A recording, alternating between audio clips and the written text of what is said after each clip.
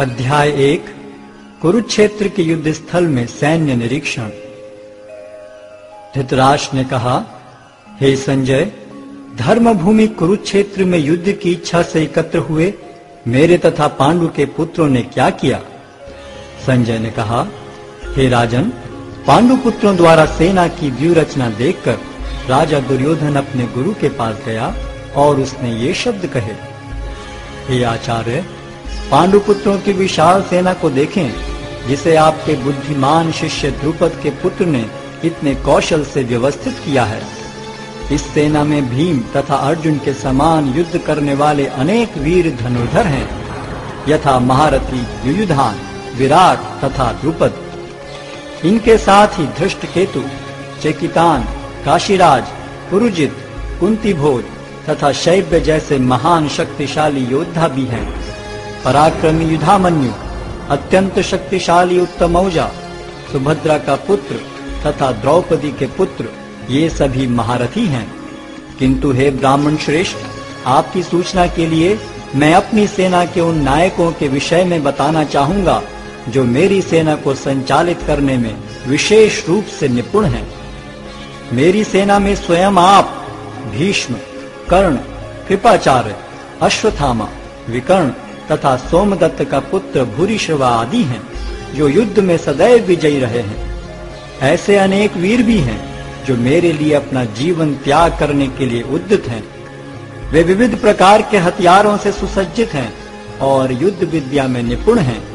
हमारी शक्ति अपरिमेय है और हम सब पितामह द्वारा भली भांति संरक्षित हैं, जबकि पांडवों की शक्ति भीम द्वारा भली भांति संरक्षित होकर भी सीमित है। अतएव सैन्य व्यूह में अपने अपने मोर्चों पर खड़े रहकर आप सभी भीष्म पितामह को पूरी सहायता दें। तब कुरुवंश के वयोवृद्ध परम प्रतापी एवं वृद्ध पितामह ने सिंह गर्जन की सी ध्वनि करने वाले अपने शंख को उच्च स्वर में बजाया, जिससे दुर्योधन को हर्ष हुआ। तत्पश्चात शंख, नगाड़े, बिगुल, तुरही तथा सिंह सहसा एक साथ बज उठे। वह समवेत स्वर अत्यंत कोलाहलपूर्ण था। दूसरी ओर से श्वेत घोड़ों द्वारा खींचे जाने वाले विशाल रथ पर आसीन कृष्ण तथा अर्जुन ने अपने अपने दिव्य शंख बजाए। भगवान कृष्ण ने अपना पांचजन्य शंख बजाया, अर्जुन ने देवदत्त शंख तथा अति भौजी एवं अति मानवीय कार्य करने वाले भीम ने पौंड्र नामक भयंकर शंख बजाया। हे राजन, कुंती पुत्र राजा युधिष्ठिर ने अपना अनंत विजय नामक शंख बजाया तथा नकुल और सहदेव ने सुघोष एवं मणि पुष्पक शंख बजाए। महान धनुर्धर काशीराज, परम योद्धा शिखंडी, धृष्टद्युम्न, विराट, अजय सात्यकी, द्रुपद, द्रौपदी के पुत्र तथा सुभद्रा के महाबाहु पुत्र आदि सबों ने अपने अपने शंख बजाए। इन विभिन्न शंखों की ध्वनि कोलाहल पूर्ण बन गई, जो आकाश तथा पृथ्वी को शब्दायमान करती हुई धृतराष्ट्र के पुत्रों के हृदय को विदीर्ण करने लगी। उस समय हनुमान से अंकित ध्वजा लगे रथ पर आसीन पांडु पुत्र अर्जुन अपना धनुष उठाकर तीर चलाने के लिए उद्यत हुआ। हे राजन, धृतराष्ट्र के पुत्रों को व्यूह में खड़ा देखकर अर्जुन ने श्री कृष्ण से ये वचन कहे।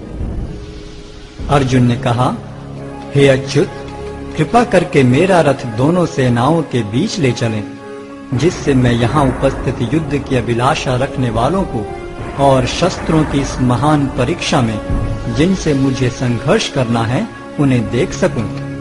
मुझे उन लोगों को देखने दीजिए जो यहाँ पर धृतराष्ट्र के दुर्बुद्धि पुत्र दुर्योधन को प्रसन्न करने की इच्छा से लड़ने के लिए आए हुए हैं।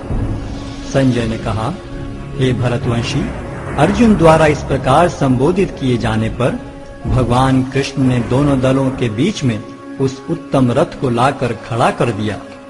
भीष्म, द्रोण तथा विश्व भर के अन्य समस्त राजाओं के सामने भगवान ने कहा कि हे पार्थ, यहाँ पर एकत्र सारे कुरुओं को देखो।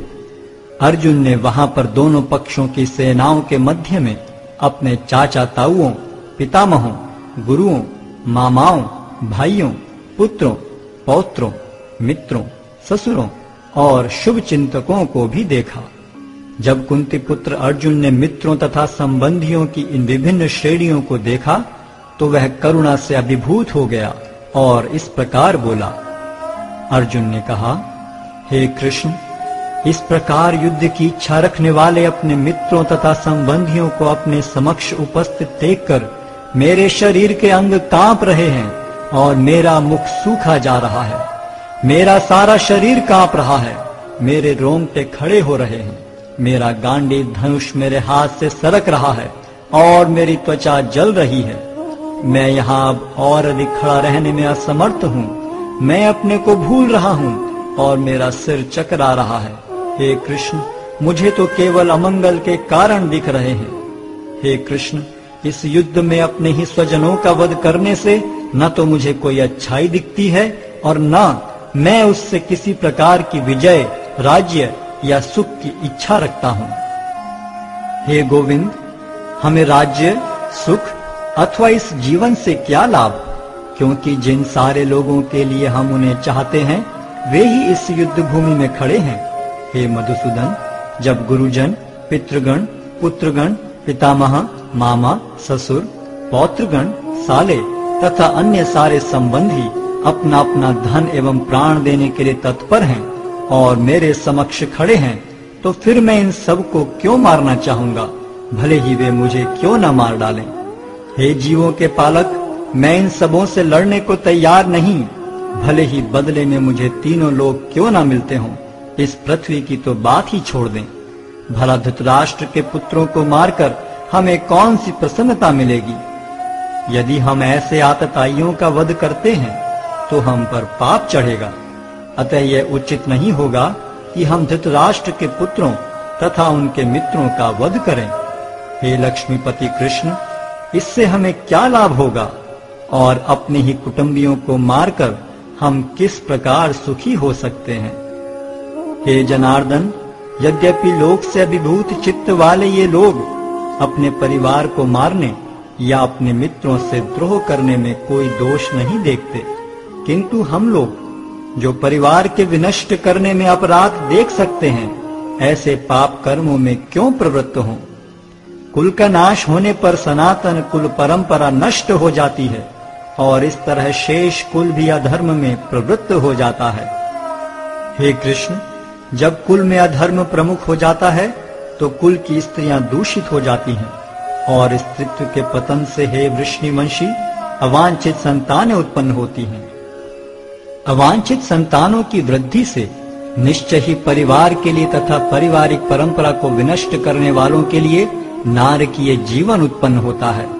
ऐसे पतित कुलों के पुरखे गिर जाते हैं, क्योंकि उन्हें जल तथा पिंडदान देने की क्रियाएं समाप्त हो जाती हैं। जो लोग कुल परंपरा को विनष्ट करते हैं और इस तरह अवांछित संतानों को जन्म देते हैं, उनके दुष्कर्मों से समस्त प्रकार की सामुदायिक योजनाएं तथा पारिवारिक कल्याण कार्य विनष्ट हो जाते हैं।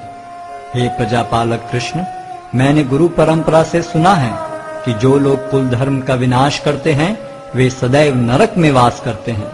ओहो, कितने आश्चर्य की बात है कि हम सब जघन्य पाप कर्म करने के लिए उद्यत हो रहे हैं। राज्य सुख भोगने की इच्छा से प्रेरित होकर हम अपने ही संबंधियों को मारने पर तुले हैं। यदि शस्त्रधारी धृतराष्ट्र के पुत्र मुझ निहत्थे तथा रणभूमि में प्रतिरोध न करने वाले को मारें तो यह मेरे लिए श्रेयस्कर होगा। संजय ने कहा, युद्ध भूमि में इस प्रकार कहकर अर्जुन ने अपना धनुष तथा बाण एक ओर रख दिया और शोक संतप्त चित्त से रथ के आसन पर बैठ गया।